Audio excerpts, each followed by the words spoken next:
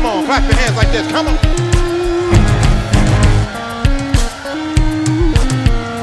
Come on and clap your hands. Come on.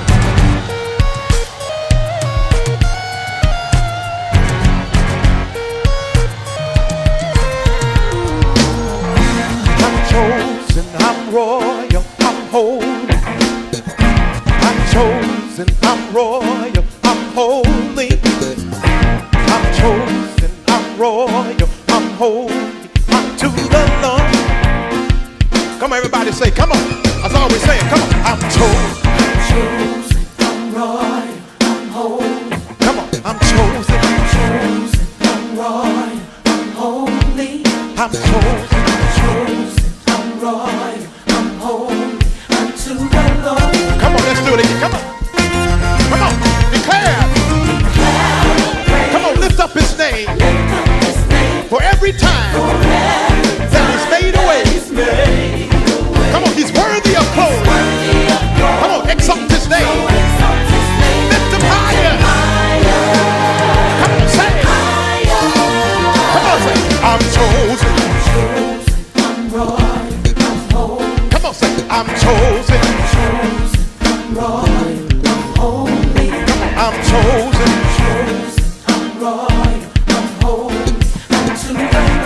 Come on, that's who we are. Come on, we are royal priesthood. Say it again. I'm chosen. Everybody say I'm chosen. Come on, I'm chosen.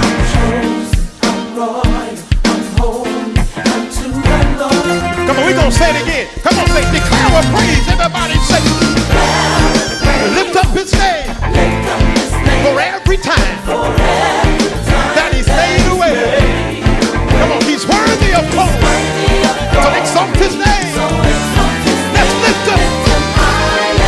Everybody lift him. Everybody clap your hands. I'm chosen. Everybody say I'm chosen. I'm chosen. Okay, we're gonna shift gears and say I am sacred, sanctified. Born with a price. Come on. Come on, we are chosen vessels. Come on. Come on. We are royalty. We are king's kids. From darkness to the light, I have been changed. I'm not the same. No. From darkness to the light, I have been changed. I'm not the same. Anybody been changed? Let's say it again. From darkness to the light, I have been changed. I'm not the same. No. Come on, ladies, say it.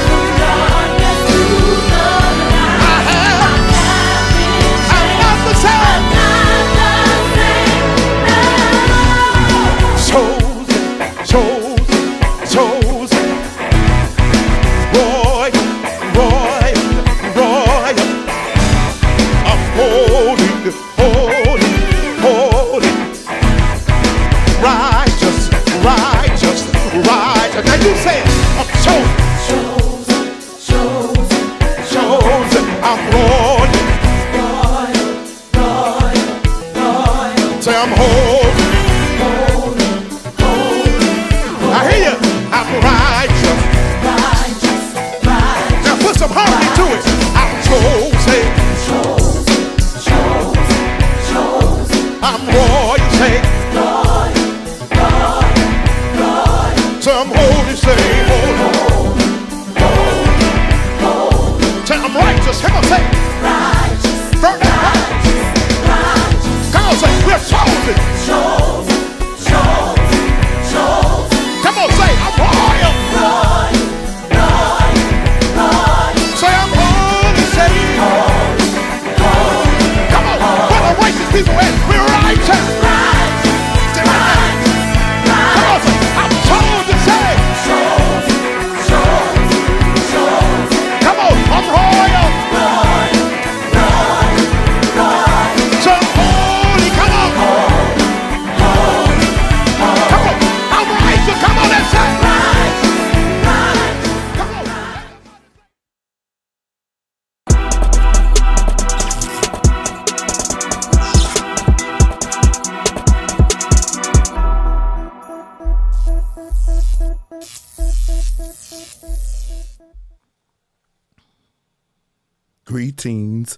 Greetings, and I'm back. It's Monday night, so you know what that means. Press a 1, let me know if you can hear me. I want to make sure that you can hear me before we get going, because I don't want to stop. I got to go through the show really, really quickly because I have another meeting to get to tonight. We're actually putting together the show for Stellar Awards week, and Ricky and the guys are waiting and they're working right now. I had to jump off to do this show. But anyway, we're here, and I'm happy that you're here. It's going to be a crazy, crazy show. Like last week, I actually posted something, and I wanted to wait till today to get to it. It was a post that I made, and it was pertaining to who comes first. So the Honorable Derek Jackson left a post, and I wanted you guys to see it. Check it out. It says, as a mother, who comes first in the home? Your husband, your kids, or yourself? And the first comment is what caught my eye. She said, me. If I don't take care of me, who's going to take care of my husband, household, and then kids? So when I saw this, I said, okay, this is crazy, because I always thought that when you are married to somebody, now I'm not married, so married people, maybe when you're watching this, you can help me out here in the comment section. But I always thought that when you are married, your husband comes first. I always thought that your husband comes first and then you. But if you have, and a lot of people who agreed with her say, yeah, you should take care of yourself first. And so my thought process was, well, here's the thing. If my job is to provide and protect, right? That's a man's job, especially in a marriage, provide and protect.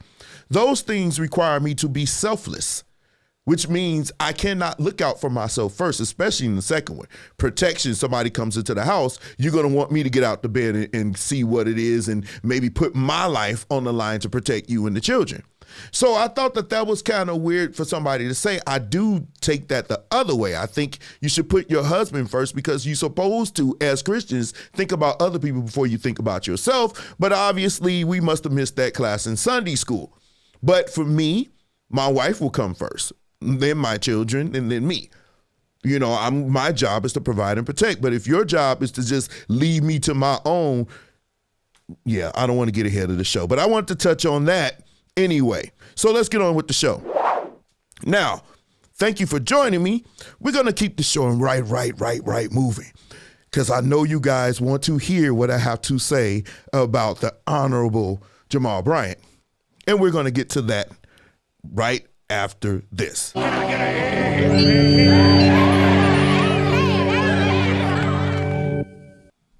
Before we get to that, I want to show you guys something. I'm going to do something different while I show you my backgrounds and what they mean to me. Today we have Martin. Okay, this is my background today. This is Martin background. I enjoyed Martin. My favorite episode is when he got beat up by Thomas Hitman Hearns. That was so funny. So every week I tell you about the background that I chose and why I chose it, okay? So let's get that out the way. Now, Preacher's Going Wild. First one up to date. We all like the Avengers. My favorite Avenger is Iron Man. Who is your favorite Avenger? Would it be Captain America, the Hulk? A lot of people who watch Avengers. Now, I know the comic books. This was something that I did when I was much younger. As far as the eye can see, I was always, as far as you can remember, I was always into comic books. That's how I got over when I was younger. I used to like to draw. So one church decided to bring Marvel to Sunday morning, and it was crazy. Check it out. Iron Man, I may have missed the point, but I'm sure you'll get the hang of it. It's the end of the world as we know it. It's the end of the world as we know it. It's the end of the world as we know it. I feel fine. I get knocked down, but I get up again. Never gonna keep me down. I get knocked down, but I get up again. Never gonna keep me down. I thought that was very, very interesting. I would have never thought of that. But from what I understand about this pastor, this preacher, he likes to do different things on Sunday morning. But tell me what you think in the comment section. Do you think this is too much?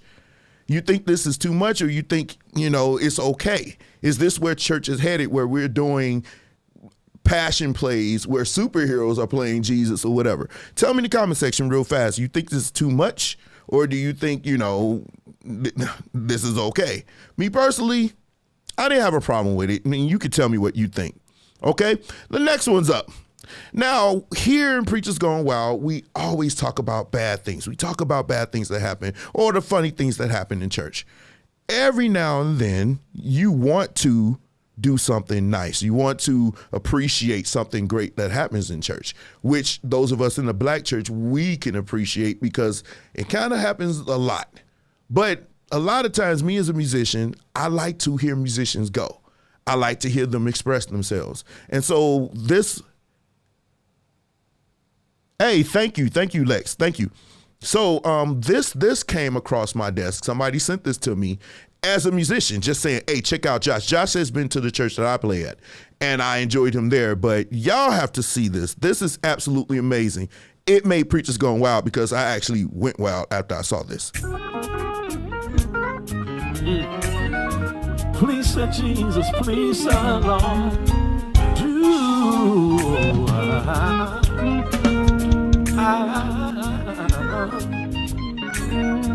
we gotta go. Exodus 12. Brother Josh, say it if you will, like only you can. Yeah. It's a bad man.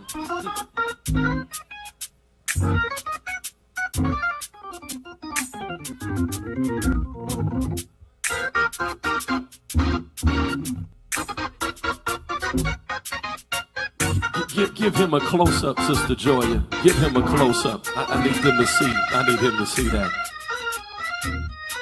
Yeah.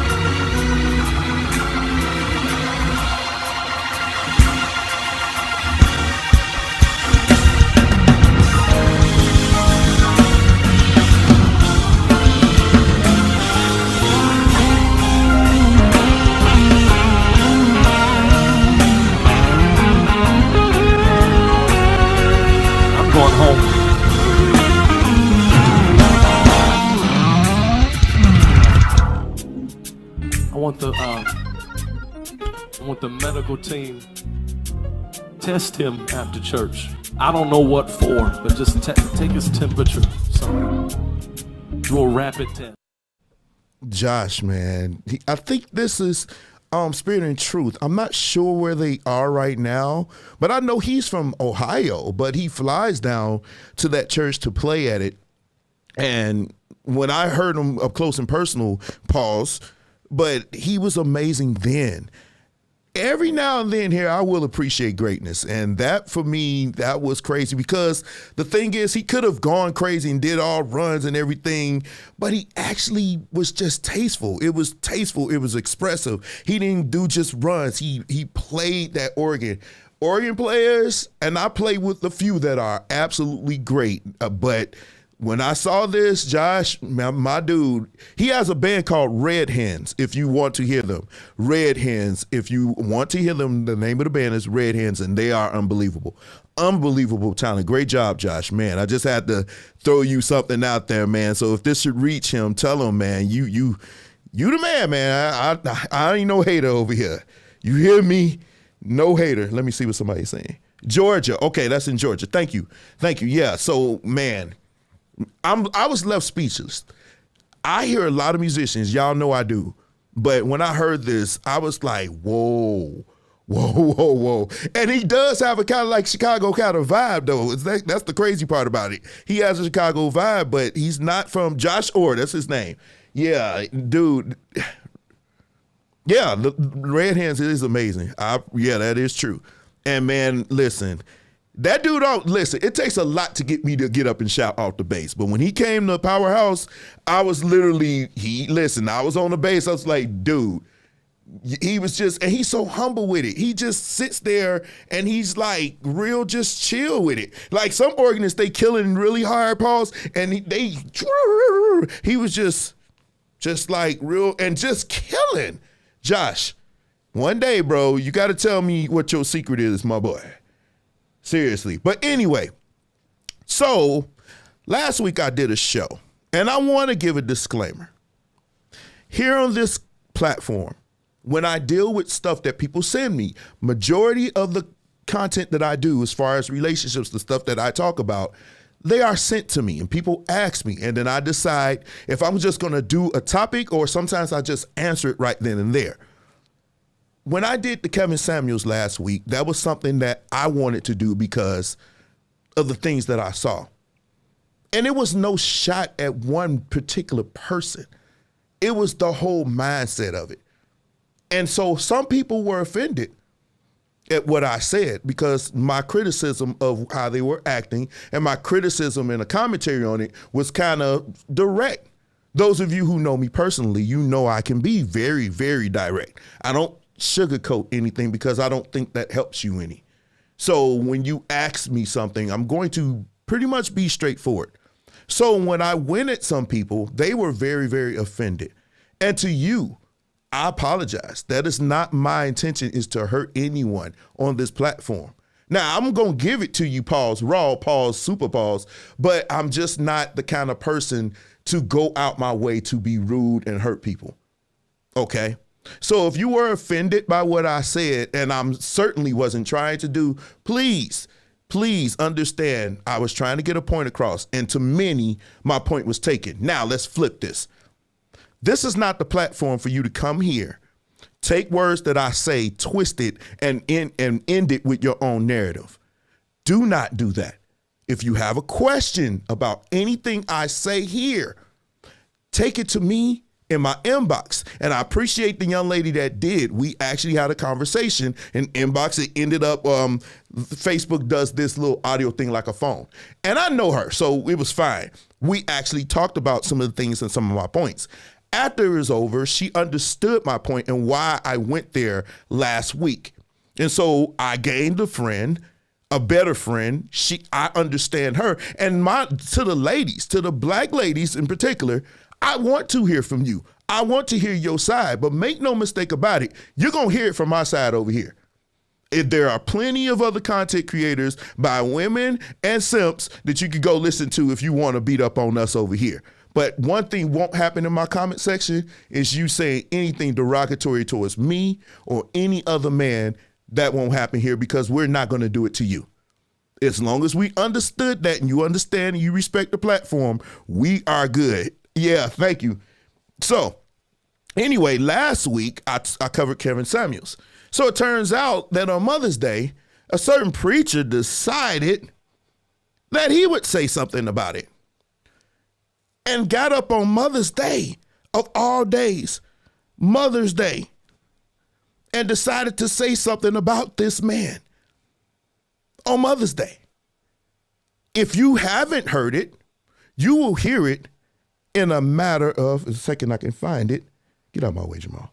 Here we go. Y'all ain't saying nothing to me. I don't care what kind of man of God you claim to be.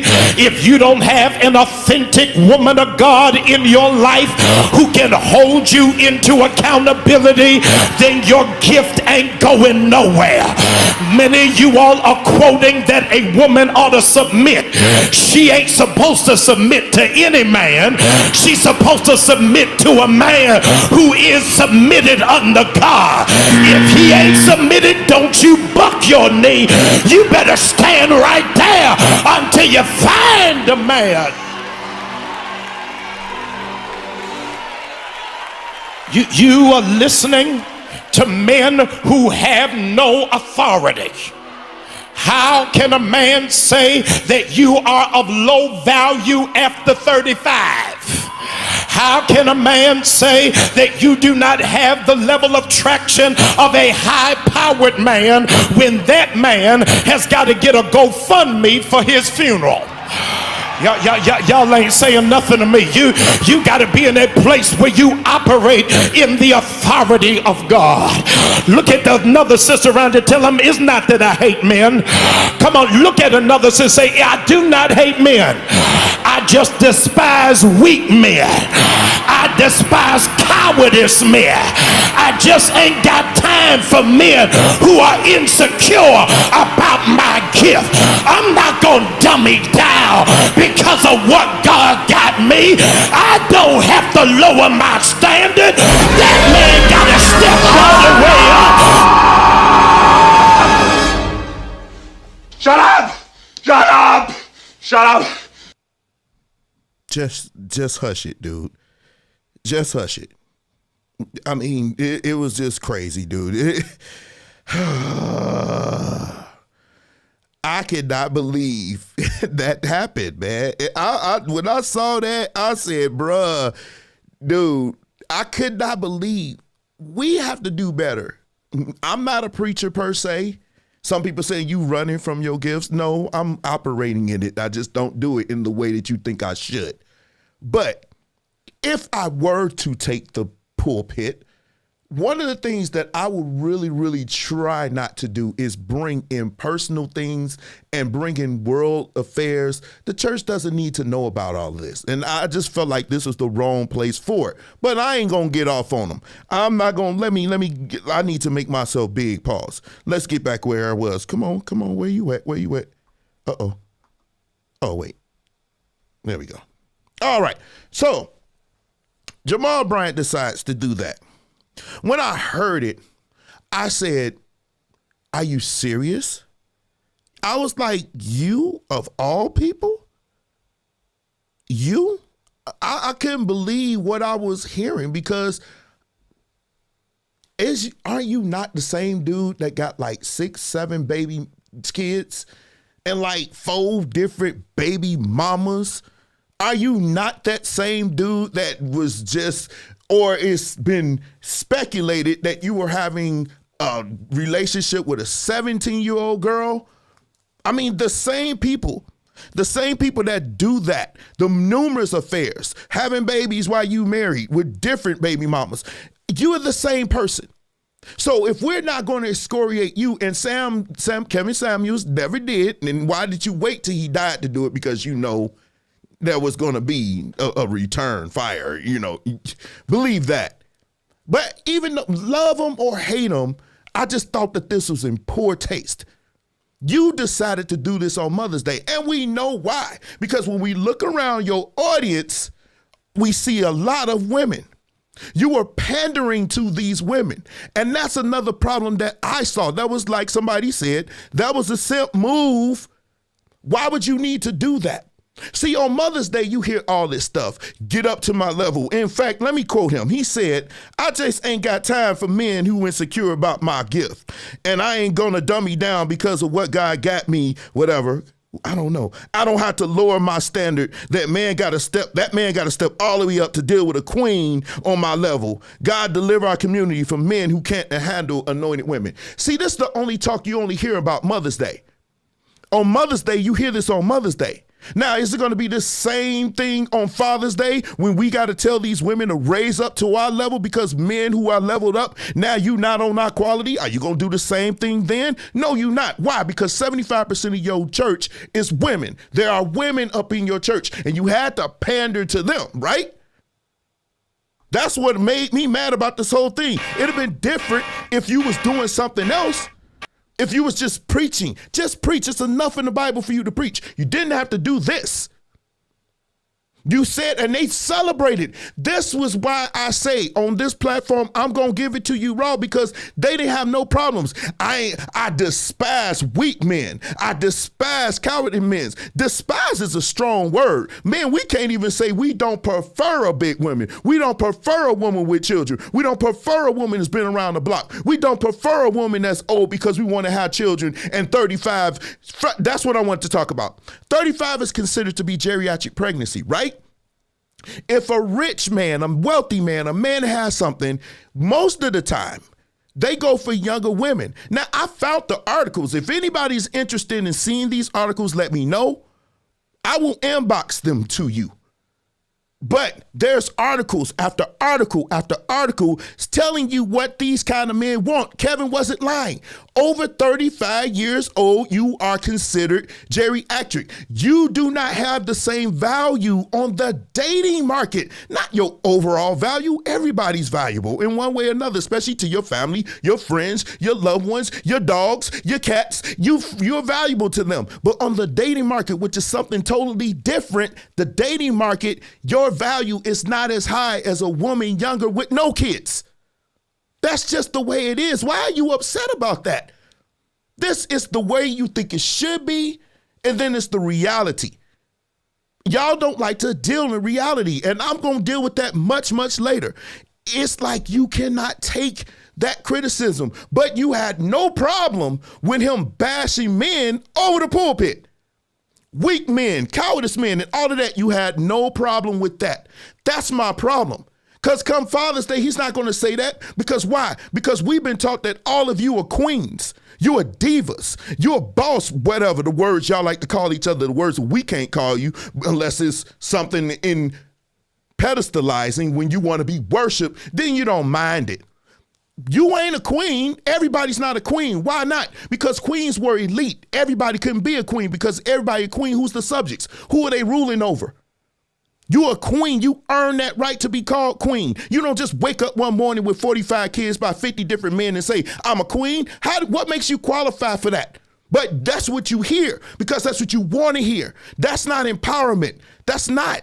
That's putting you on a level higher than everyone else. Empowerment at best means you saying, I'm no less than you. So at best we are equal. But when you want to call yourself bosses and diva, diva is not a word I don't think you should use. I think you should probably look up what okay, I'll see you. Who is this? Okay, David. Okay. Yes, he always preaches to emotion. Diva is a word I want you guys to get away from, black women. And wait, I forgot to give you the rundown before we get started. Let's do it like we did last week. Before we get started, I don't hate women. I'm not broke. I'm not gay. And I'm immune to your attacks. So all of that stuff that you think you're going to throw at me, yeah, it's not going to work over here. Sorry.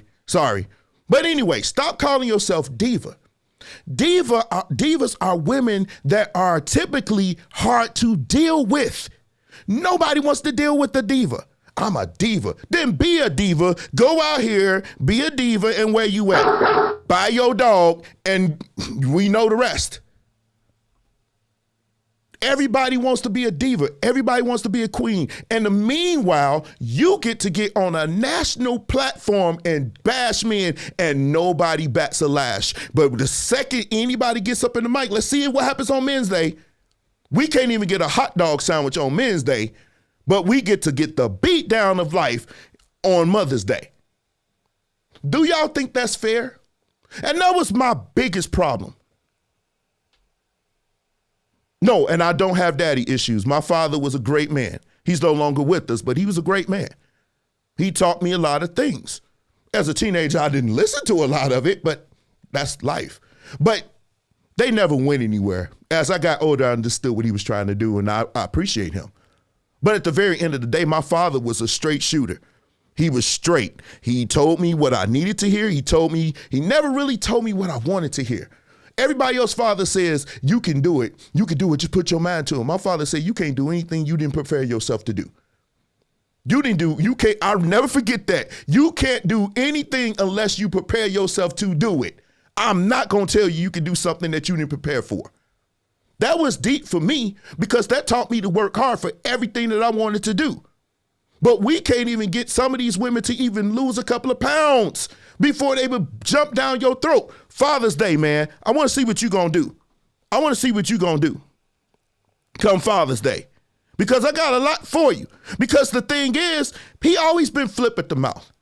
Always been flip at the mouth. He got in trouble for saying this. Now, here's the thing. They didn't have a problem with us calling us weak and cowards and everything else and saying we're intimidated. Before I play this video, make no mistake about it. I'm getting so tired of you telling us you intimidated. We're not intimidated by you. We see how you are. And a lot of you, we just don't want to deal with it. That's just cut and dry. It's not intimidation. They are staying away from you because they see something that you obviously don't want to look in the mirror and say, this is me. We see what you refuse to see in the mirror. Your mirror is only looking like that mirror in Cinderella. Who, mirror, mirror on the wall, who is the fairest of them all? To be like, not you. You popped. See, that mirror could probably keep him 100, but he wasn't with that witch, and that's why things happen. So y'all got that same mirror. It's like y'all bought from the same store. But the men that you want are telling you, no, this is not what we want. Oh, you hater, you bashing black women, this, that, and the other. Just stop. We're not intimidated. We just see what you refuse to look at yourself and see. So we don't want to deal with it. All this, oh, I'm too great. You can't handle my anointing. Anointed to do what? What were you exactly chosen to do? Because essentially that's what anointed means. So what were you chosen to do? Because if you are anointed to do something, then why aren't you operating in it? How could we be intimidated by what you refuse to even do? You say my anointing, what is your anointing then? What are you chosen? What is your purpose? What are you doing? Because that's the only thing we could possibly be intimidated by. You rolling up a hill with baby strollers while carrying one, that's not an anointing. Oh, well, there was some anointing being done. But regardless, let's play this video. God help me, old saints, y'all forgive me, but I gotta tell you, these hoes ain't loyal. See? Been flip at the mouth. Now ask yourself, is this something that should be said from the pulpit? Is this something that should be said from the pulpit? But y'all didn't have no problems with that. No problems. Well, some of them did. But when it come to bashing men, no problem. We've been hearing it from y'all for almost 50 years. I went and did my research. I was like, dang, it's been that long? It's been 50 almost. I know definitely 40. So if we can take it, but now that men are being a little bit more critical, and now you let one man after years and 40 years, we dealt with this. Now one man ticked y'all off so much that now Pulpit Pookie is now in the mic saying, oh, okay, I got y'all back. No, we not doing that. And then Marion actually has some words to say about it too. Marion goes and says, listen, it's sad when people can't respect the family after losing a loved one. He's no longer here. Why add insult to injury? He goes on to say, what about the people that loved him, like his mom? They got to see this or hear about it. This is Omarion speaking. This is disgusting. Whack-ass Alpha Falcon. Regardless of his views, he didn't kill nobody. We all need to have more compassion. This is why I don't attend these fake places of worship. That should ring a bell to everybody involved. That should ring a bell. You got somebody that's not in church saying he don't want to have nothing to do with anybody in church no more because of this. Because they see this stuff happen. The things that should draw them in, they're not seeing. They're seeing political shows. They're seeing everything else that go on. And then you get on national TV and do this. And now people look like, see, that's why I don't want to have nothing to do with it. Why? Because they not dumb. They see all the women cheering and liking that or whatever because most of them are going to be alone with their dog. And they know that. So they get mad at him for telling you. But now they celebrating. I cannot believe what I saw over the past week. Literally, Christians. I don't care what they did in the world. I'm talking about Christians. I'm going to deal with one of them today, but Christians. This is where we are. And so Pulpit Pookie decides, after everybody got on him, he decides that he wants to give an apology. Did I load that up? Okay, he decides he wants to give an apology. Listen to this apology and we will move on. There's several principles that we've got to give our children, and I want to express them aloud for just one moment. The sound of your offense, hear this, the sound of your offense should be the same volume of your apology. Sound of your offense should be at the same volume of your apology. And so if you did something wrong out loud, then don't apologize to me with a whisper. I can't hear anybody in here. I'm going to take just one moment. I want to take a moment.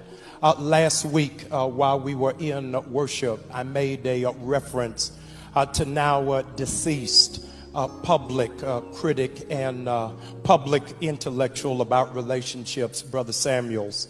As a consequence, later information came forth that what it is that I said was incorrect. This place is a place of truth. Everything that I say from this place must be a place of truth as it represents the gospel of God. I don't care whether you are a pastor, a bishop, or a postman. When you are wrong, you have to own when you are wrong.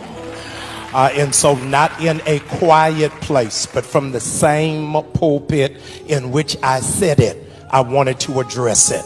Everybody wants to be an adult until it's time to apologize. I am a full-grown adult, and I take full accountability of everything that I say and everything that I do. So I wanted to take a moment and apologize to the Samuels family. I wanted to apologize to the larger community. I wanted to apologize to my noble brothers of Kappa Alpha Psi Fraternity Incorporated. Hear this, because an apology is only messed up if you match it with an excuse. Apologies do not come with an excuse. An apology comes with ownership. And I want to make a very clear lesson and indication: when people hold you accountable, that does not make them a hater. When people hold you accountable, that means they have expectation for what it is that you ought to be doing and how you ought to function and how you ought to flow. This week, I got a whole lot of people that want to help me be accountable. And I want to thank them for helping me to be a better person. I'm so thankful that God ain't finished with me yet. I don't do everything that I'm supposed to do, how I'm supposed to do it. And repentance means there is a change of behavior. So as a consequence, I want to say to you, watch me grow. Watch me do better, and watch me represent the body of Christ at a much higher level than what I've done before. If I've let you down, it was never my intention. If I dishonored you, never my intention. You felt disrespected, never my intention. My intention every time I stand is for God to be glorified and for the people to be equipped. Now, let's go do the work of Jesus Christ and do what it is that God has called us to do. Shut up! Shut up! Shut up! Nah, bro. You get no pass here. Let me show you the way you should have done that. You say, and where the music, where the flute. Last week I said some very, very inappropriate things from the pulpit. The pulpit is not the place for me to attack people personally. It's not the place for me to bring outside grievances in. People in the church are hurting. People on the outside are hurting. His family is hurting. To his family, I deeply apologize for that. I should not have said that. I should have checked my story, and even if it was factual, this is not the place for that. I hope that you can accept my apology in the spirit that it was given. And one day we can reconcile this thing and work together to make a better life for our women and our men to build stronger families. In Jesus' name, amen. That's the way that's done. That's the way that's done. Not the way that you did it. Me. I thought I was looking at a cat commercial. I didn't know what was going on. Me. I, me. And nobody picked up on this narcissistic behavior. That was the most that apology. If that's an apology, I would hate to see if he really didn't mean it. I didn't understand that. Help me understand, everybody, please. Am I wrong? Tell me I'm wrong if I'm wrong. But for me, it was not heartfelt because the pain that you put, people saw this. His family saw it. His friends saw it. They were all upset. And you just did this. See, those of us who follow politics, we know how this goes. We know how this goes. Trump will say something or Biden will say something stupid, and next day, either them or their spokesperson, well, he really didn't mean it. You have to understand. No backpedaling now. You said what you said because you were happy because you had your little minions up in there clapping and celebrating. And you think I'm lying? You think this is a game? I want to show you. I want to show y'all what I saw. How much proof do you need? Well, let's look at the proof. The comments, I tell you, listen, take away from this platform one thing. When you see a video, look at the video. But the gold is in the comment section. That's where you find the gold. That's where the beauty is. The beauty is in the it's in the comment section. Check this out. First one.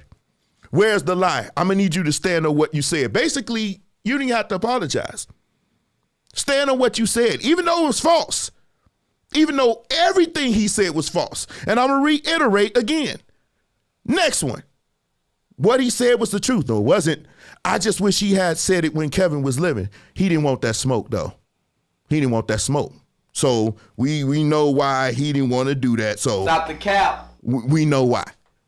Okay? I think Jamal may have received some threats. No threats. It wasn't that kind of platform. What threats for what? He's going to get in line with every other super simp and every other woman that had a problem with him. You know, so no, there's no threats going to come. I don't believe it. Anyway, nobody is perfect, although what he said was true. No, it was not. These are the comments that's in there.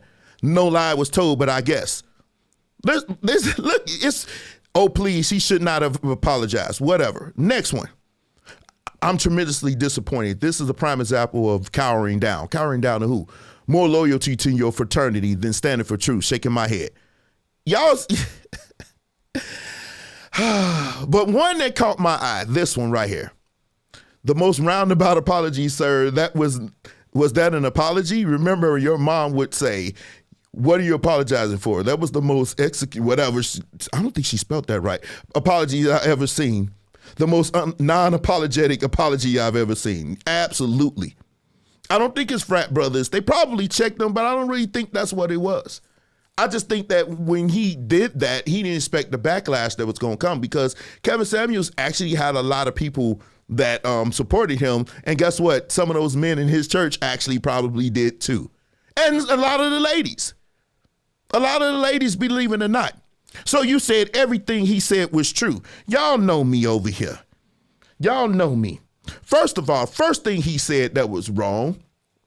I don't like that beaten down man to say, you just got to accept my anointing. I just don't like that kind of preaching. I believe that makes the division more because you're putting them somewhere where men are not. Father's Day preachers don't do that. We get some dry old Baptist junk on Father's Day, but on Mother's Day, you get the fire, you get all of that. We know why. You know, most of your congregation. But the one thing you said if he's not following God, he does not have to submit to you. Well, the Bible would tell you wrong. The Bible in 1 Peter chapter 3, verse 1 and 2. Likewise, wives, be subject to your husbands, so that even if some do not obey the word, you know what the word is, they may be won without a word by the conduct of their wives. That should tell you right there, Pastor, what you just said was wrong. That's not, you don't tell them, if you ain't on my level, you ain't in my anointing, I don't have to submit to you. So she comes home from church to a man that don't believe in none of it, and why should he? Because of you. Now she coming home looking at him, acting funny towards him, won't do anything he says, but the Bible's clear that she's still supposed to submit to her husband, but I guess we don't follow the Bible nowadays. We just follow dudes in pimp suits. And which brings me to this. Pandering. It's very, very, very dangerous. I know we joke about it over here. I got the pandas and the panda alert and everything else. But it's very dangerous because it gives you a false sense of what's not reality. It tells you what you want to hear and not what you could hear or what you should hear. It's like vegetables and pizza. You eat pizza every day, you're going to get fat. You're going to be a silverback or something like that. But you eat vegetables. None of us like vegetables, really. Well, I kind of like it. But anyway, vegetables, they may be nasty, but they're better for you. That's what you're supposed to do. But when you're a pander or a panda bear, you're going to continue to tell them things to not empower them.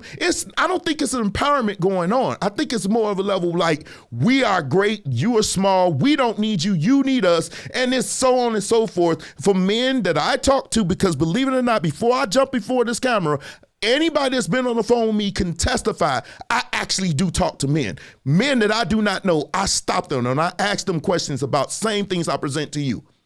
And they don't like it. That brings it back to the intimidation.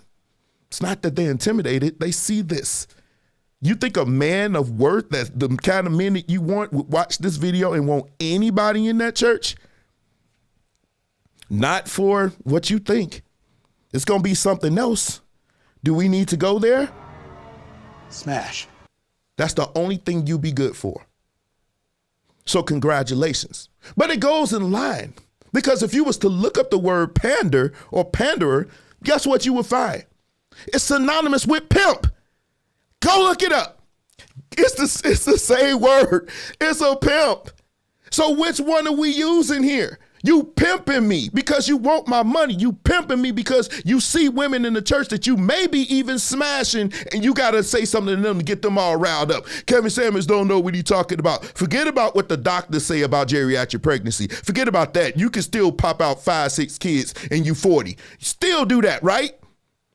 Forget about all of that. Forget about what the dating market said, even though time and time again is proving you to be wrong. Because if you were right, you wouldn't be over here salivating over a man that don't even want you. I'm not going to get no amens up in here. Where's my dude? I ain't hear no amens, but I ain't wanting any. I don't want your amens. Keep them amens, because you listening to this dude, he's pandering to you, he's telling you everything that you want to hear, and at the very end of the day, you're going to be single, Alpha Falcon. Guess what that means? You're going to be single with your dogs.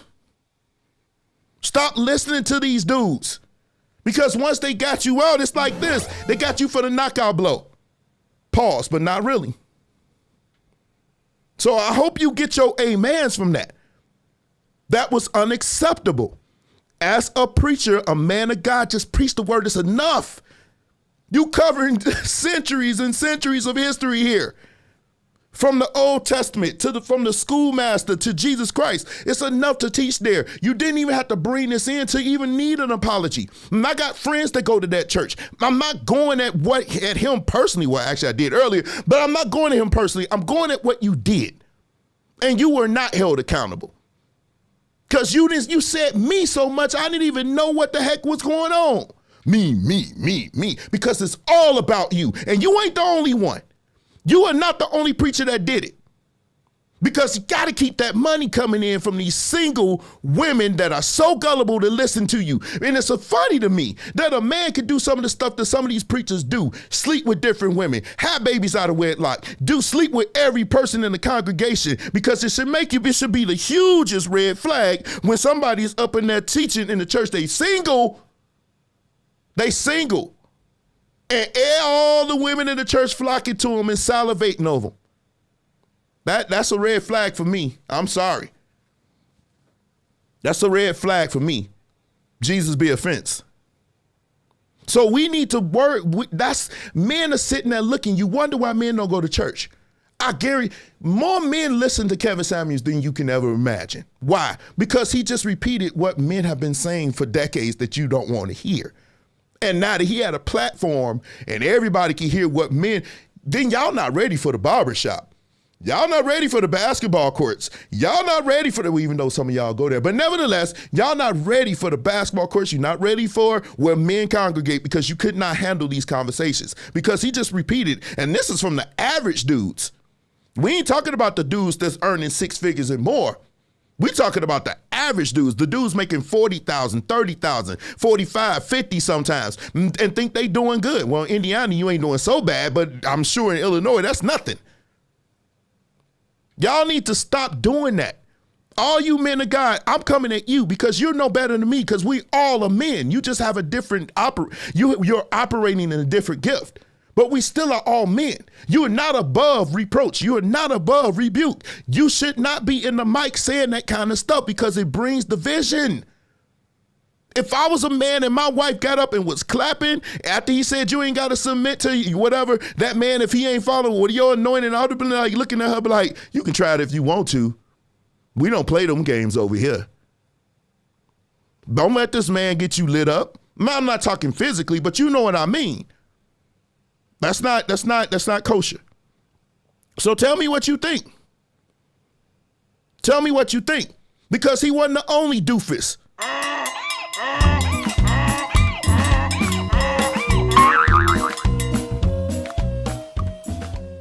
Because this chisel chin doofus had something to say too.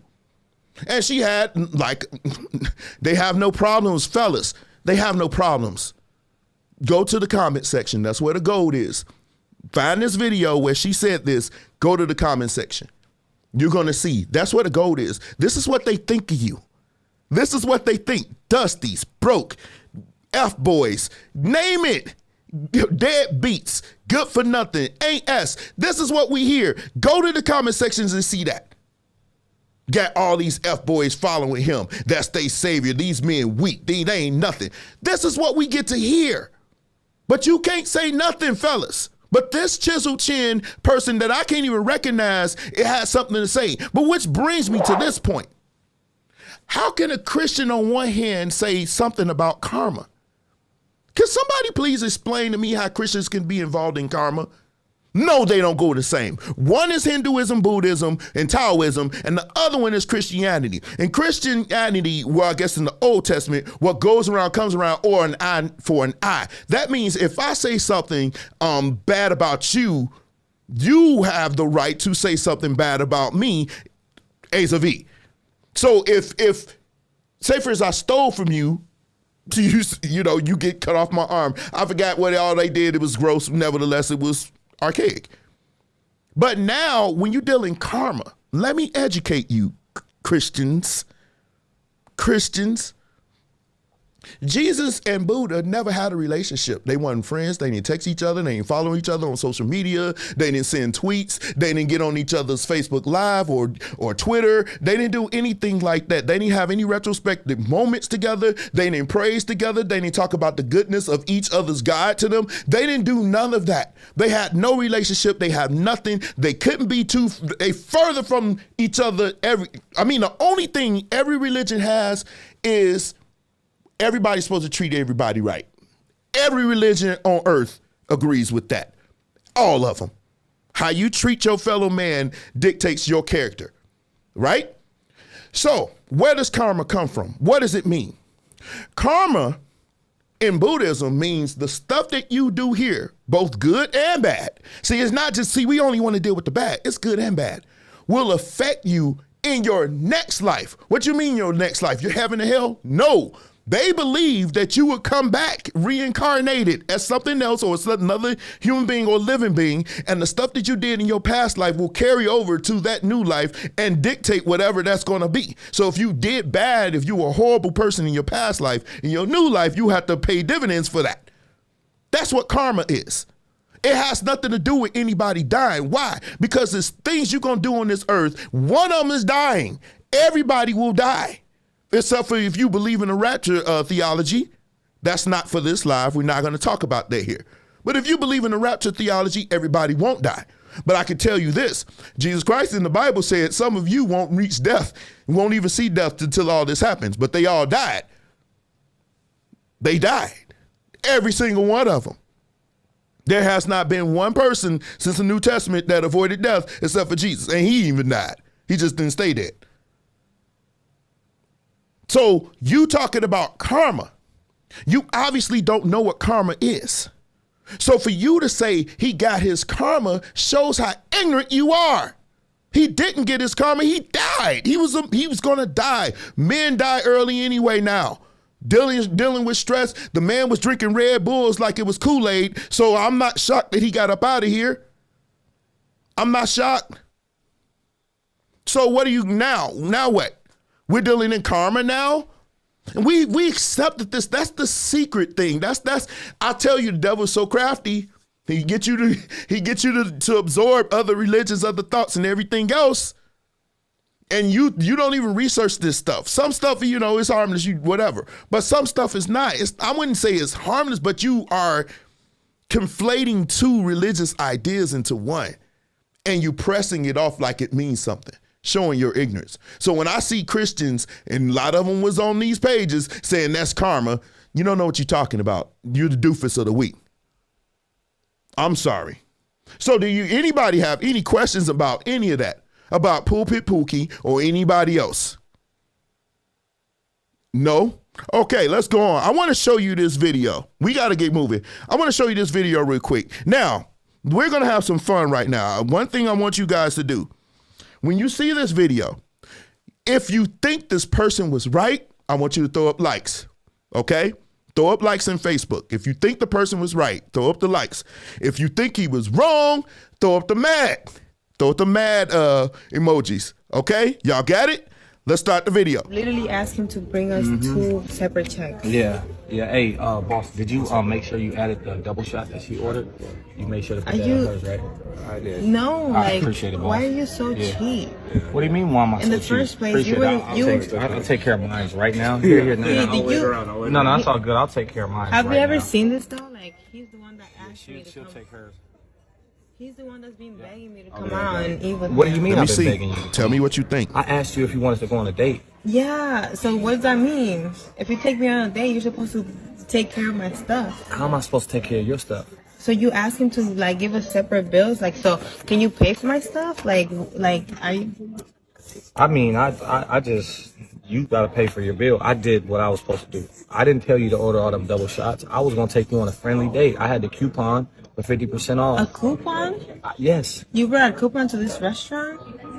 Yeah. You're so cheap, literally. I'm so cheap, but you. No wonder why I never even Well, if I'm so know? cheap, why would you order all this extra stuff? You was over here being thirsty, like trying to ask me out. I asked you out on a date. Yeah, I wasn't being multiple thirsty. times. Like just once, multiple times, and I finally say yes, and you can't even treat me to some nice dinner. I was treating you. I thought it was going to be a real calm until you start ordering double and triple shots. No, you was start not. ordering steak, lobster, the biggest thing on the meal. You ordered the most Of expensive course, thing on the because meal. I'm worth that. Well, if Because you're I'm worth that, worth then you that. can pay for that.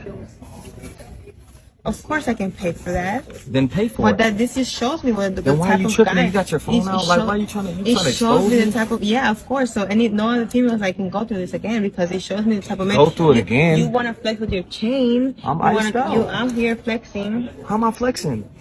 because you got a chain Because on I'm and wearing you a nice pretending. piece? And yeah, you always post in your story like you got it like that. So I you do can't got even it pay like for a that. You meal? obviously don't got it like I that because literally you're just got stressing 2 over drinks. $250 I literally just got to bill drink a on your lobster end. mac and a steak Check and this out. mashed potatoes. That's all I got. Everything was cool until you started ordering round after round, then adding lobster tails, then adding what? Wait, what is that? I can't even spell the name. What you've been ordering? What does it even It matter? was cool. I tried to give you a hint. All right, I'm You're keep the it one above. that's over here flexing I like tried to you give really you a got it hint. like I that. tried to give you a hint as soon as we came in here. I said, "Hey, let's not go too crazy. Let's keep it chill. I know a better place down the block with some cheaper drinks." Wow. But you go off I top ain't trying to go order nowhere the with you most after expensive this. wine. Hey, I'm not trying to. You even brought a coupon to this. How cheap Come on, are you? you could have the 9 ounce. You didn't have to Excuse order the me? 9 ounce. No, okay, I'll take care of my bill, but just know that That I you ain't- better you ain't never unless getting you gonna be that. washing Nothing dishes for if you this. don't. You ain't getting nothing from me either. You definitely ain't getting no call back. What you talking about? Man, You I tripping? can't believe you right now.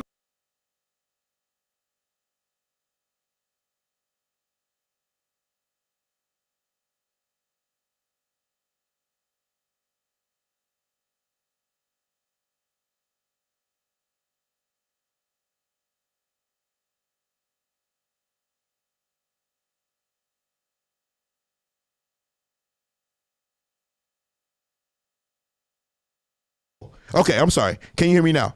Okay. Let me know if the dude did right. If the dude did right, if you feel like he did right, okay, you put up the likes. If you think he did wrong, put up the mad. I'm looking right now. I just want to make sure. Yeah, I tried to mute it. Okay, yes, I see you. What do you mean yes, Courtney? He did right or he did wrong? I want to see the okay, yeah, I was saying yes. Who's this texting me?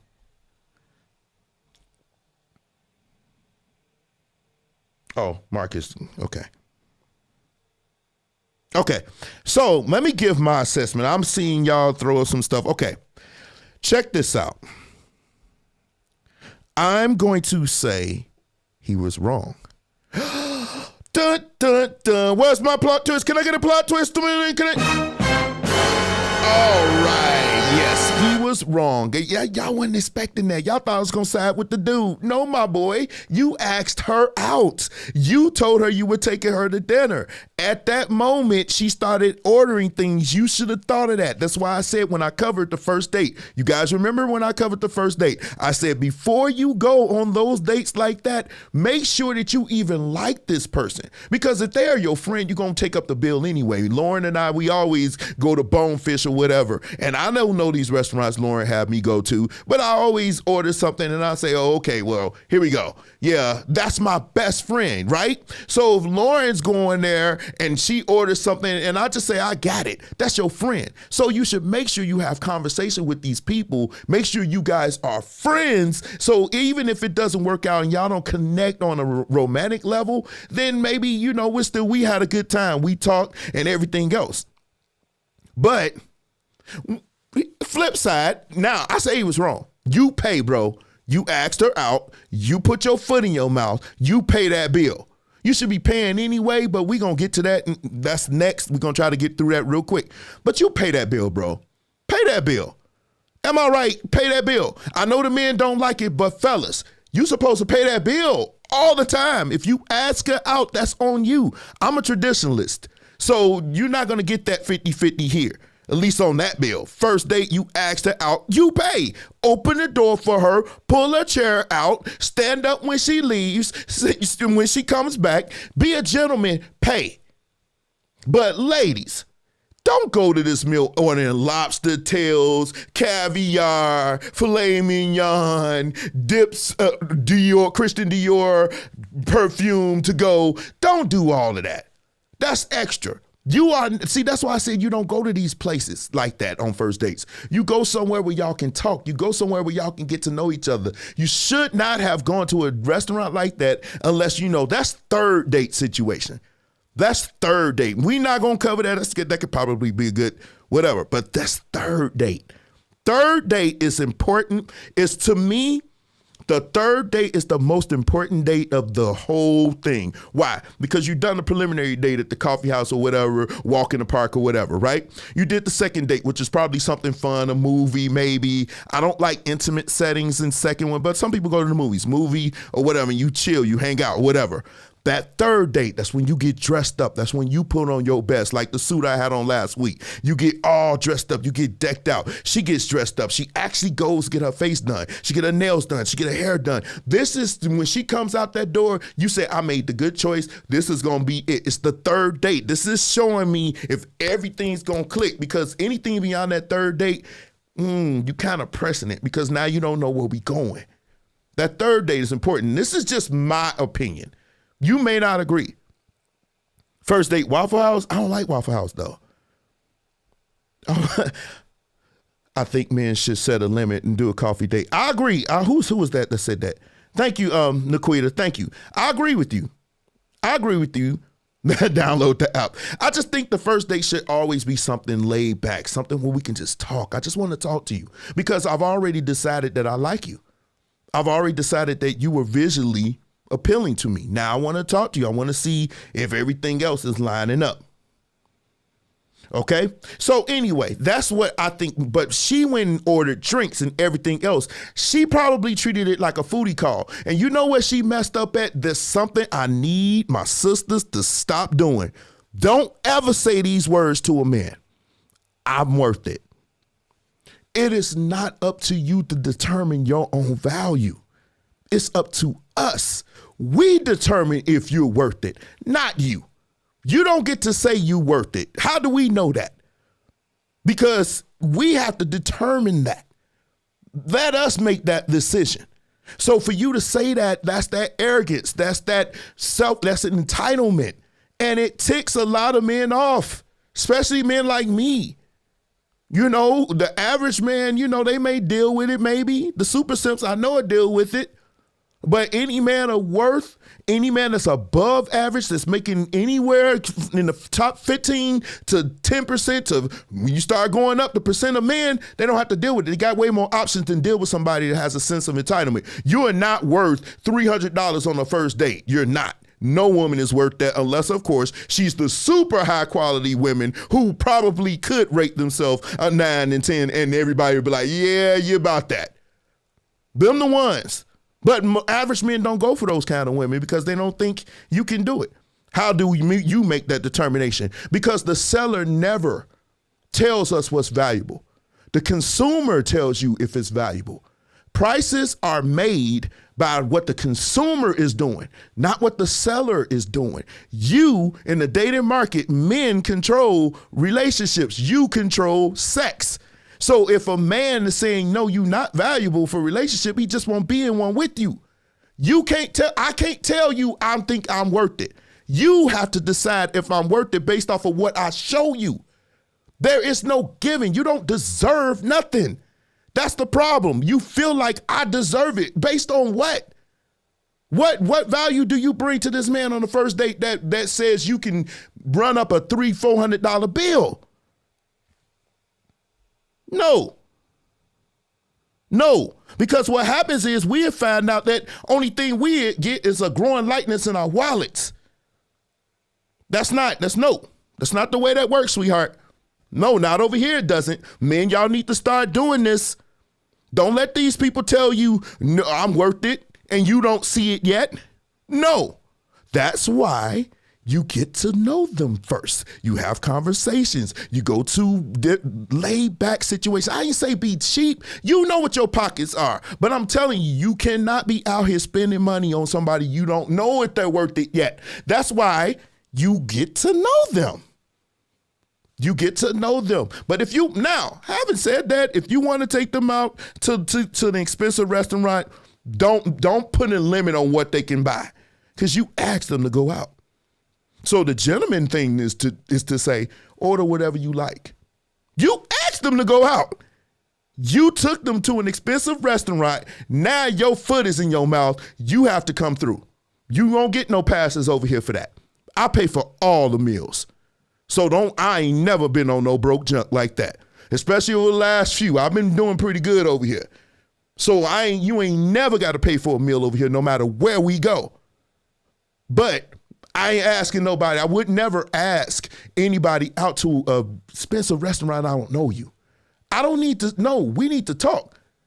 We need to talk. I don't believe you would go out with a man you not attracted to anywhere, let alone an expensive restaurant, unless, of course, you want to use them. I would never say that. I would never say order salad. I would look in your eye, order whatever you would like. Order what you want. Because if you was like, well, I want a salad, I would say, are you on a diet? Well, no, but don't worry about it. I got you. Order what you like.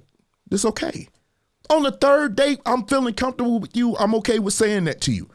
Don't disrespect me by no, don't worry about my freaking pockets by then. Okay? I took you to this restaurant. If I'll go take you to a restaurant and a valet came, opened the door for you and me, took my car and parked it, we in somewhere that's decent at this point. If I asked you to dress up, don't come with jeans, don't come with a bonnet. But if I asked you to dress up, that means dress. I want to see you in your full. Dress like this is your last night on earth. That means I'm taking you somewhere where I want you to buy what you want. I want you to have a good time. Don't do that. Don't be disrespectful at that point. Because to me, that's disrespectful if I took you to a restaurant and now you want a penny pinch. Don't worry about my money. We ain't married yet. Which brings me to the point. Let's get to the topic at hand. The topic at hand is splitting bills. Did I even do this right? Is this still Kevin Samuels in here? Okay, 50-50s on bills. Real quick, in my comment section, do any of you believe that a man and a woman in a relationship or a marriage should be 50-50 on bills?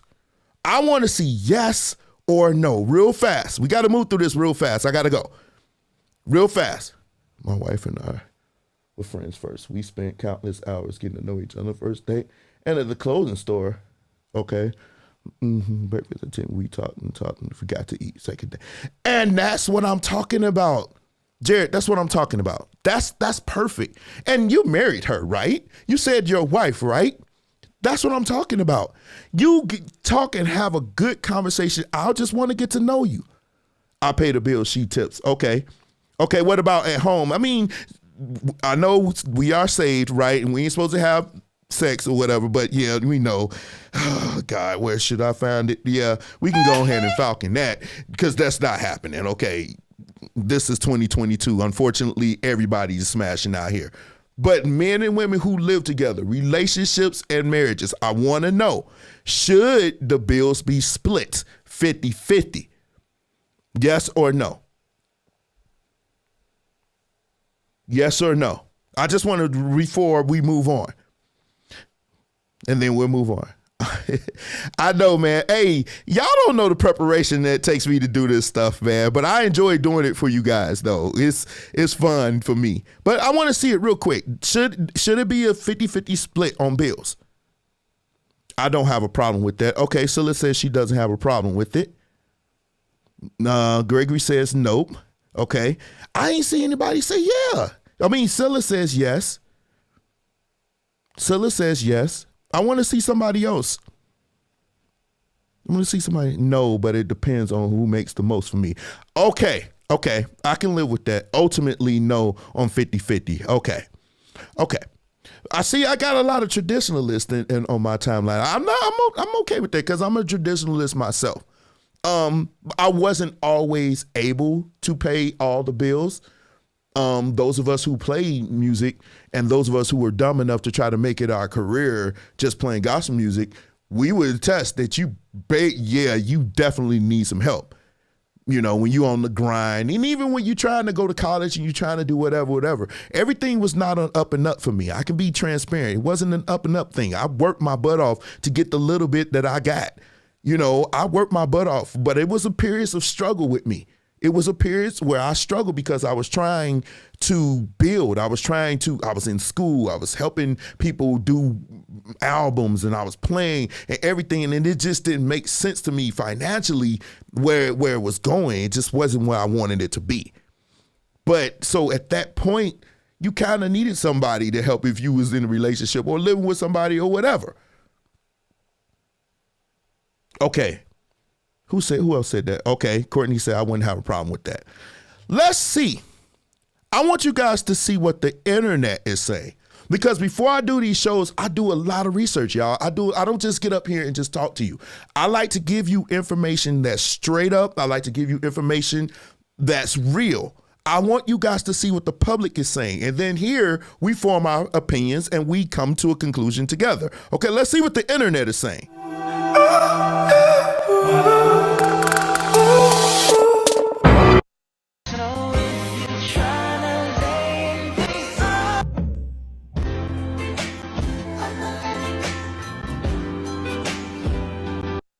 Excuse me, relationships should be 50-50, okay? He buys me a yacht, I pay for a cinema ticket. All right? Let's finish this conversation another time. I have your competition on the phone. Let's finish this conversation another time. I have your competition. Deep throat with her lips on my whistle. Come give me a tune. Deep throat when you blow my. What an odd thing to say. What a peculiar thing to say. A man is supposed to be a provider. If you splitting bills 50-50 with your man and y'all are staying together, that is not your man. He's your roommate. Listen, the men that want to be with women who go half, just get a roommate, right? Or if you got a partner that wants you to go half with them, just get a different partner. There are a plethora of men out there who do not subscribe to that way of thinking. They don't. Now, if you're cool with paying 50-50 and you cool with doing half and half with your partner and it's really half and half, I don't see how, because that's just not the way that the world that we live in is structured. It's just not. Has never been. Maybe it will be.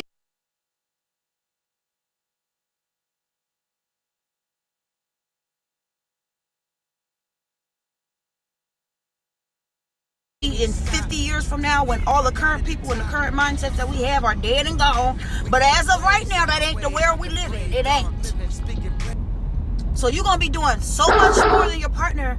Why? Just to say you got a man? Yo, learn to love yourself.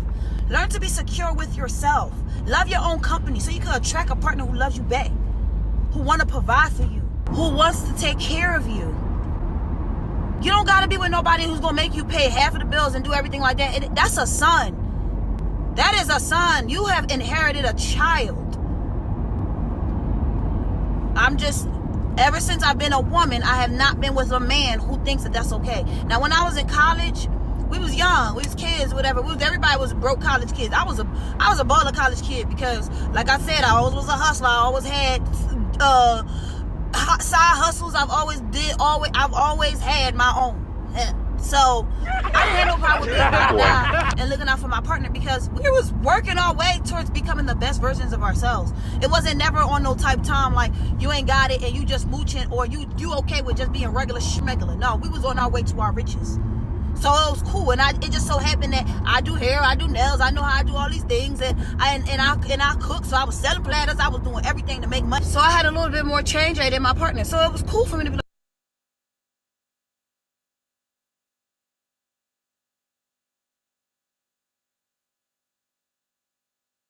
You shut your mouth when you're talking to me.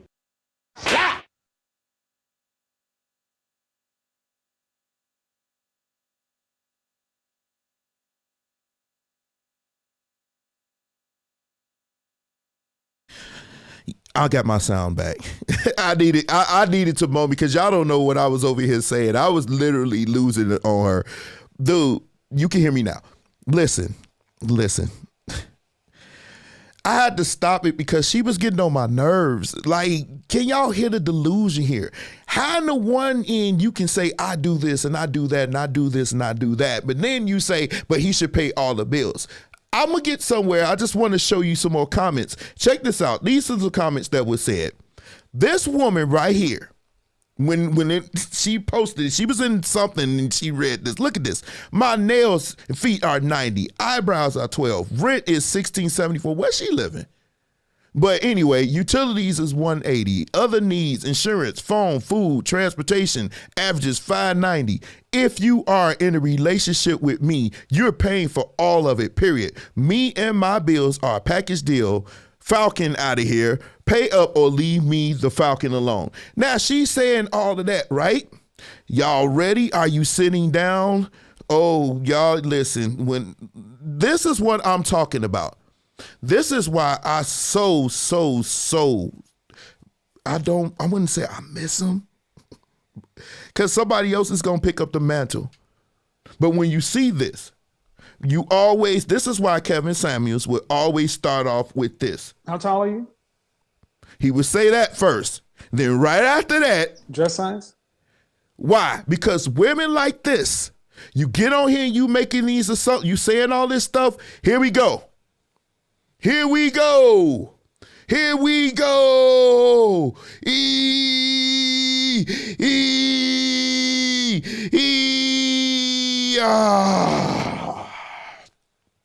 This is the same person, y'all. I'm a PhD. This is the same person. I'm just saying.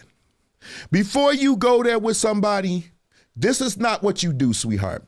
This is what I'm saying. You have overvalued yourself where you think you can get on social media, make all these demands on a man, got to pay all the bills, and then this is what you give him. Men, y'all need to open your eyes up. This is the mindset that panda bears, like this pulpit Pookie, this is the stuff that they do to have women low quality like this, because believe it or not, you are low quality. We look at you and you look like that. That's not high quality to no man. Stop simping. You know I'm telling the truth.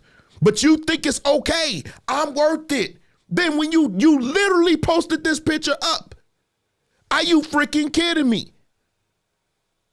You just cannot make this up. You cannot.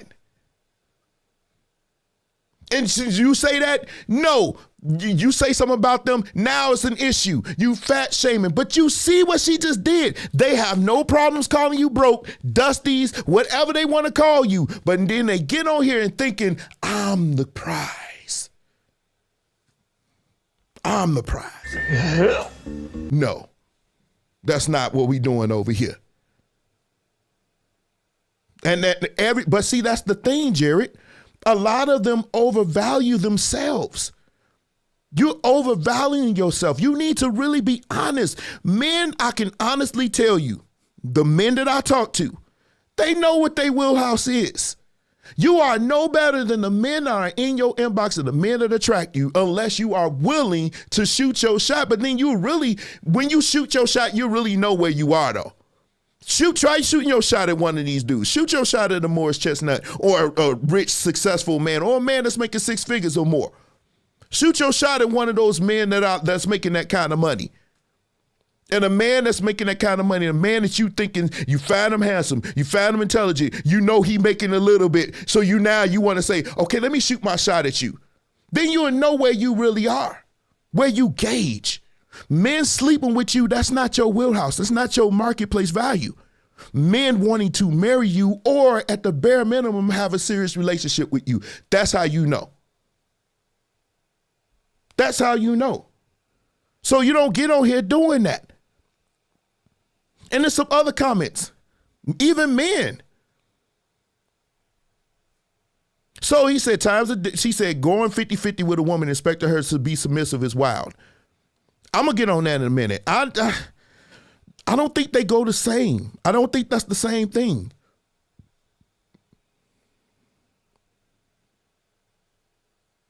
Y'all see some more comments. I mean, and I'm seeing this a lot of What up, Michael? What up, Michael? I'm seeing mixed comments. But look at this. She says 50-50. I'll go 50-50, but you'll never get 100% of my respect. The man is supposed to be a provider because y'all suck at everything else, literally. She posted this, and in the comment section, there were many ladies that agreed with this. So don't come tell me what Kevin Samuels did. Don't come tell me he was rude. We see this junk on an everyday basis. Nobody says nothing. Men start saying what you need to say. Don't be rude. Don't be nasty like them. Show some class, but make sure you stand firm. Don't let them shame you into picking something you don't want. If you know you can get something better, don't settle for low quality, because they have no problems going online saying stuff like this about you. They have no problems. Y'all suck everything else. And the women in that comment section were laughing at everything else. You cannot make this up, y'all. 50-50. They don't want you to go 50-50.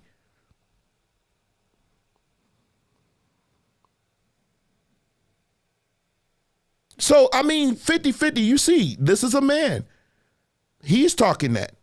He's saying, I guess looking at this, he doesn't have a problem with it. Y'all see this? I'm just saying, y'all. How much proof do you need? How much proof do you need? Y'all see this? Now, I want to get to this. But before I do, let me tell you what I think. Then I get to her and then we'll close, okay? Then it'll be the closing. I want the offerings. The offering tray is coming around just in case. Offering, close the door, lock the door. Nobody's getting out without the offering. Get over there. Okay. Now, this is what I think. Believe it or not, there's a great percentage of Americans that are splitting bills. Married couples, they are splitting bills.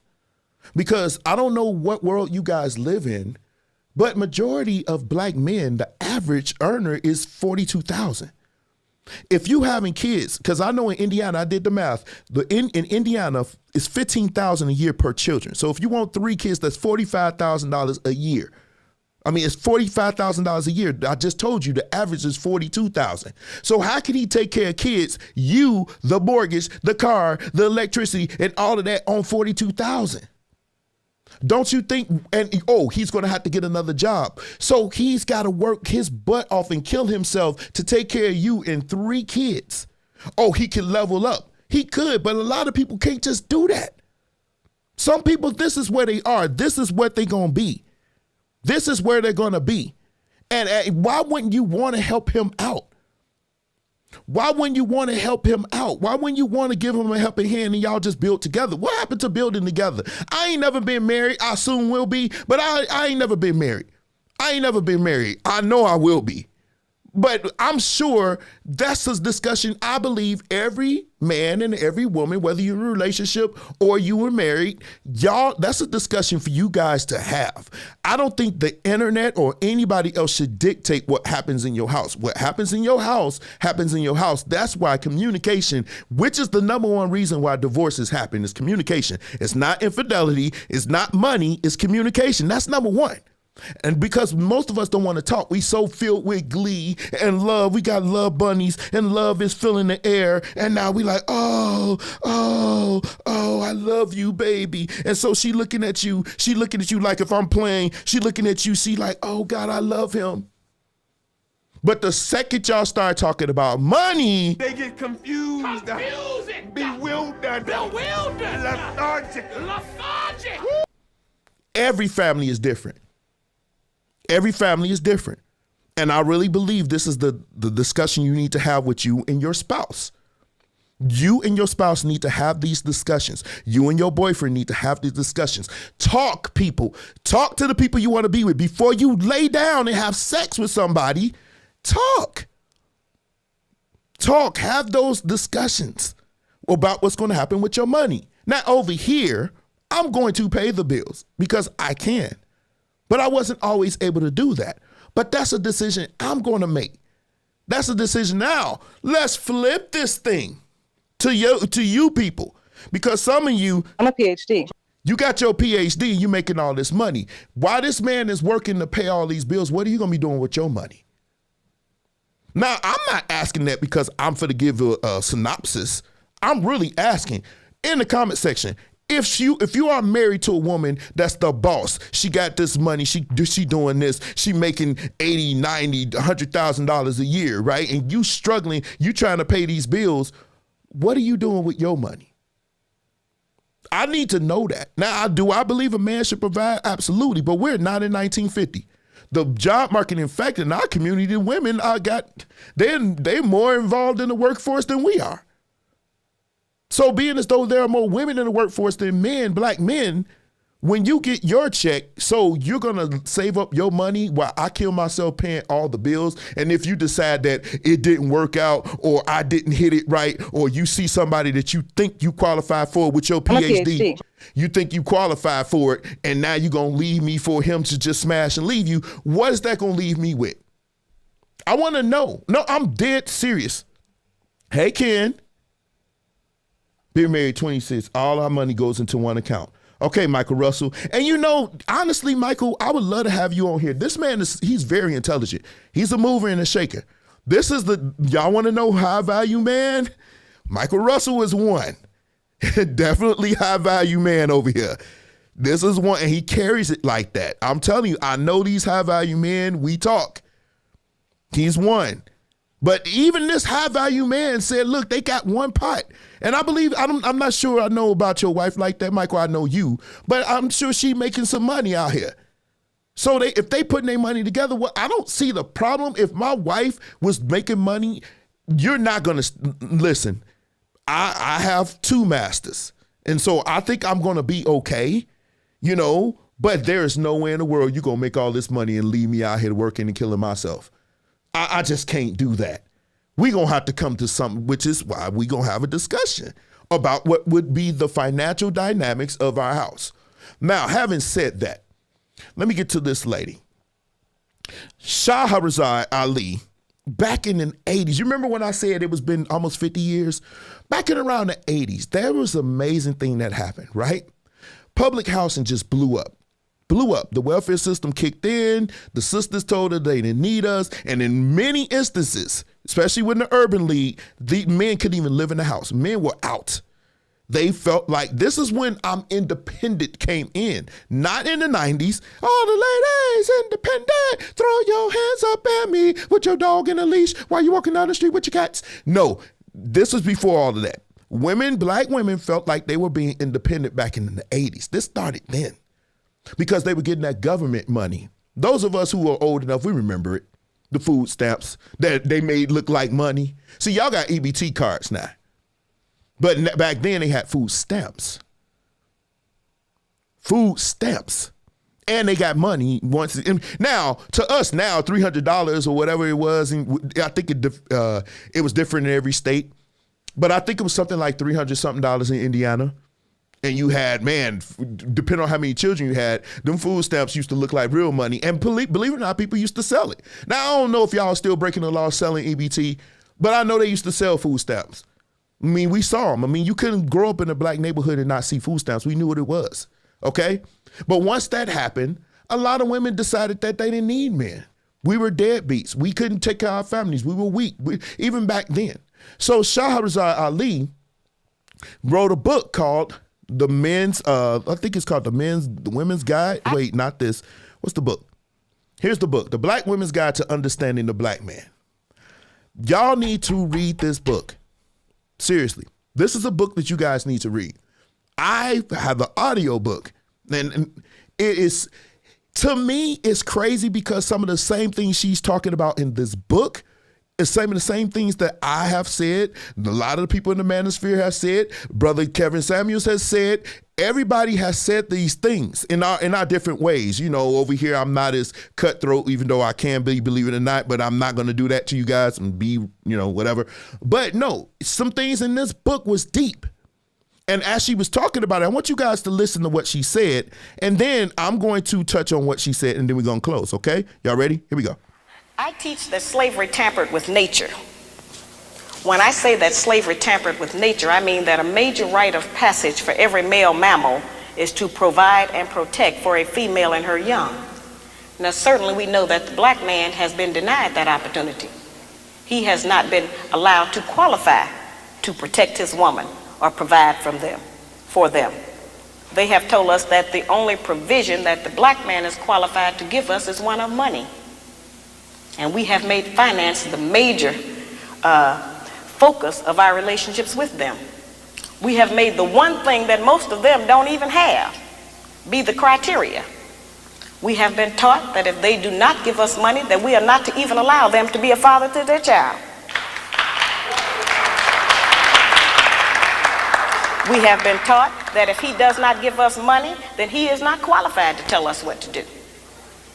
We have been taught that if he does not give us money, that he doesn't have any rights in the home. It's whoever is making the money who has the rights.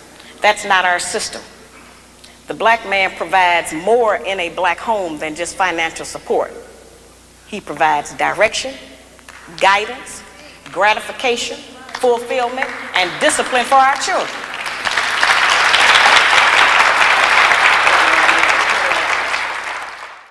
Now, ladies and gentlemen, this was 1990. This was over 30 years ago. But the issue happened before. Remember, we covered that in that one documentary that I was showing you guys a while back about the vanishing family. We talked about this. Something happened where money replaced what the value men were in our families. What she said is absolutely true. I just showed you. One lady actually said, is it this one? This one. I would never respect you if you're not paying 100% of the bills, if I go 50-50. But back in the days where we actually had a family, we actually had more married couples than white people in the 70s. Our families were solid. But once that happened and teenage pregnancy started happening, started saying, we don't need you men or whatever, you decided that money meant more than a father being around. And so the men that you say ain't ish now, they're the sons of the ones that said they didn't need no man. So you look no further, but you have to be accountable for that.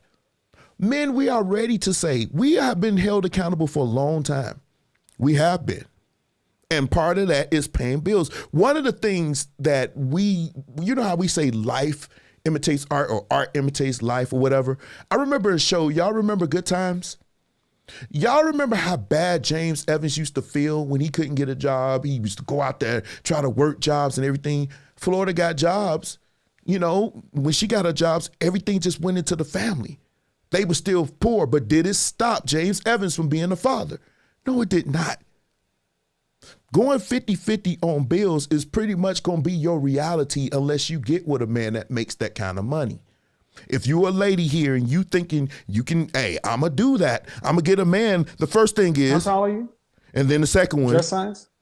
These are the two things that's going to happen that these men are going to say. It's two things. I found these articles. Make sure, I think, David, I didn't forget about you. You're going to send that to me. Okay, I'm going to send you these articles. It's 3 articles. It's talking about wealthy men and the kind of women they want. Brother Kevin was not wrong. I do not agree with his style, but he was not wrong. I was blown. My mind was blown. Wealthy men don't like older women over 35. They just don't. This is proven. This is fact. They don't like women with children. They want their own. That's fact.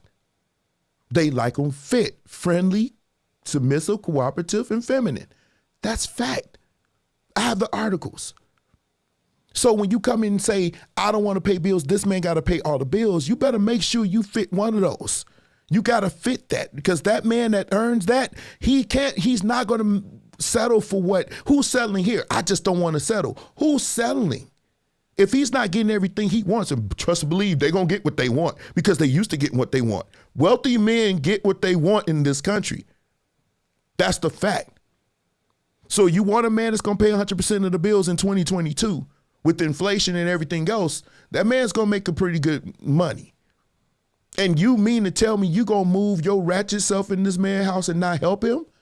We don't need you to cook for us no more. This is 2022. We know how to do that now. See, times has changed, y'all. We can't live, you can't want a traditional man but have a modern mindset.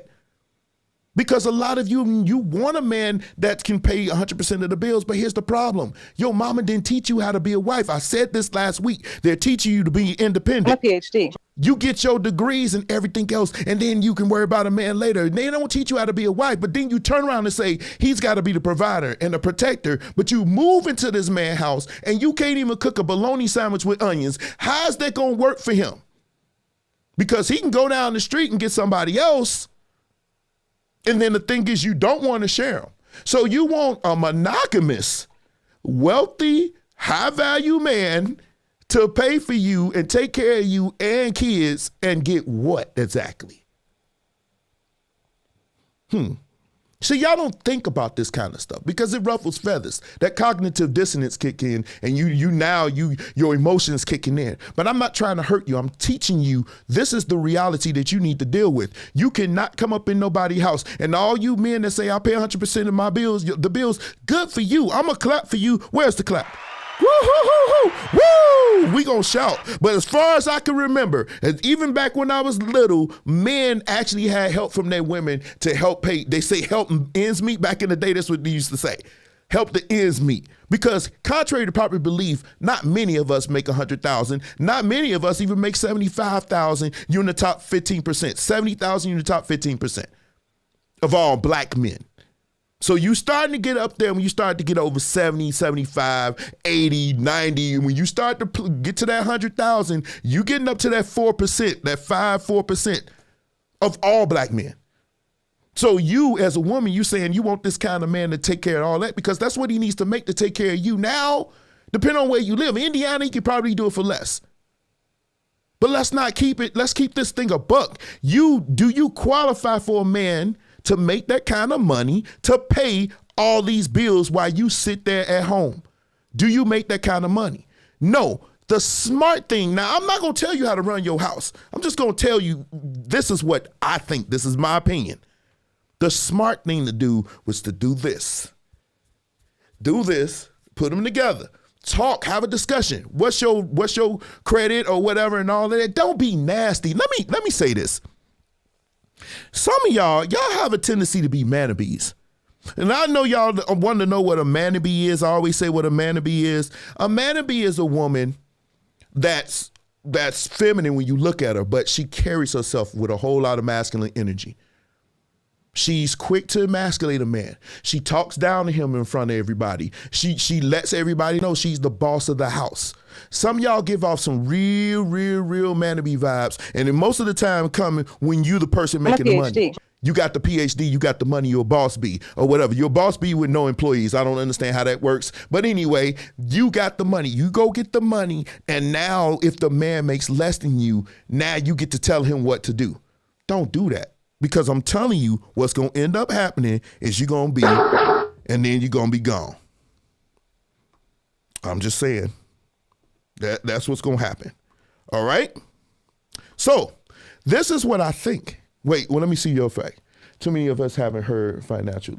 No, and I think that's something we could cover. I want somebody on here to talk about financial. Now, if I call you on my show, don't bore people. Don't be on here, people like, no. Let's have a discussion. Let's talk about it. Let's keep it interesting. I think that's probably why people don't really like to talk, because you got to be kind of entertaining if you're going to keep people's interest for an hour or two, okay? So if anybody that wants to talk about financial literacy, I'm open. Bring them on. Let's talk. I want to know what I can do with my money and make more for me. Because I don't want to be, I kind of want to retire eventually. I think I'm the kind of person going to work until I die. But still, I like working. I like hustling. But still, I might want to just chill. I don't want to do as much as I'm doing now. Okay? So I just think that right now with the climate the way it is, 50-50, I think that's a harsh topic. But it's really not that harsh. 50-50 is not. Now, let me say this, and then I'm going to leave. I'm going to slow this way down. If you are in a relationship with somebody and you talking that foolishness and y'all don't live together, don't come talking to me about no 50-50. He don't owe you anything. You don't have his last name. He don't owe you nothing. And if we are Christians and we're not supposed to be having sex anyway, and as I said before, yeah, we can go ahead and throw this, Falcon that. No, that ain't happening. But still, we're not supposed to be out here smashing. So that eliminates that. Why would he spend all his money on somebody what is he getting out of it? What is he getting out of spending all this money on you? What are you giving him? Now, I'm not saying you should have sex. Good. Woo-hoo-hoo. But what could you give him that would justify him spending a whole lot of money in a relationship one-sided? I ain't talking about meals. Some of y'all think he should pay your bills.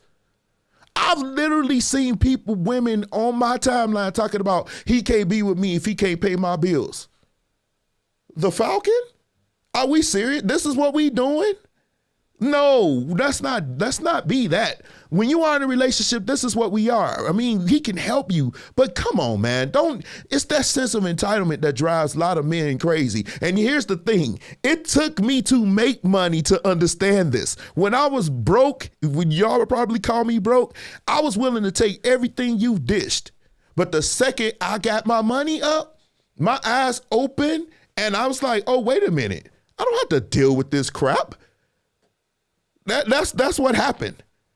But y'all tell me what you think. And I don't know. This 50-50 thing, I just really believe every married couple, I'm not married, but some things in marriage you don't have to be married to figure out. I don't need to be married to know you need to have communication. I'm not married to know that you don't need to be cheating on your wife. I'm not married to know that you need to be honest and open with your wife about your financial situation. I don't need to be married to know that. That should be common sense, actually. But I just think that right when you're talking 50-50, if you decide to go 50-50, ma'am, sir, that's up to you. You owe nobody an explanation, certainly not me or any of the D crew or anybody that watched this live later, okay? Okay? I think we had fun. Ricky did it. I'm on my way. I'm coming to the meeting now. I know y'all probably still in, and you are. Okay, here I come, Ricky. So, pause. Whoa, super duper pause. But anyway, I hope you guys, if you are in Atlanta in July 17th, that's going to be a big one, y'all. That concert, we're working on this mug now. That's why I'm headed to another meeting. We're going to do that. But this concert is going to be lit. I'm going to be in Atlanta that whole week. So if you live in the Atlanta area and you want to hang out, you want to break bread with your boy, let me know. I mean, I'm going live even though I'm in Atlanta too. We keeping this thing going, okay? But anyway, I love you guys. I'm about to jump off and go to this meeting. Yeah, Yeah, Ari, I'm down there that whole week, July 17th. Oh, Mike, we definitely got to break bread. Mike, I want you on my show, bro. We inbox me, text me. You got my number. You need to text me, brother. We going live. But anyway, I'm glad you guys joined me, and a lot of you stayed today. We talked about pulpit Pookie and all of that. But next week, I'm going to cover the hookup culture in church. I put it off for weeks because so many things happened. Then brother Kevin, made his transition. But by the way, let me say this. I call Kevin Samuel's brother because I mostly call most black men brother. Whether I like them or don't like what they saying or whatever. All my black brothers, they brothers. I call them brothers. They don't have to be frat brothers for me. Call them brothers. I even call some white men brothers, which is weird. But I mostly, when I see black men in the street, I say, hey brother. Every black man is your brother. Every black woman is your sister. But just like my sister, my real sister, I'm going to give it to you, raw and uncut ladies. But I always love you. I will always love you to the end of days. So I'm about to jet off of here, get ready for this meeting. And I hope you guys enjoy the rest of your night. See you with a couple of bases. I'm only bringing one, though. And it's also recording, yes. I'm only bringing one. I want you guys to, man, I love this bass, what it sounds like, y'all. Man, I'm going to start posting. I posted a new video, the clip that I posted on Facebook and Instagram is now on YouTube. So instead of me posting on social media, I'm going to start posting my clips on YouTube. So if you haven't subscribed to me, subscribe. I'm going to build that thing up just like I built my Facebook and Instagram. And my Instagram just blew up. I posted one video and I got man, people just started adding me. So now I got more friends on Instagram than I do on Facebook, which is weird. But let's see what happens. But I love you guys. I'm about to jump off of here. 2 fingers. Oh, like I always say, I'm saying this very calmly. Make sure you hug somebody. Love somebody. Seriously, tell somebody you love them. You never know when it's going to be your last time. So I do love you. I always will love you. My mom, I love you. My sisters, my brothers. Y'all take care and be safe.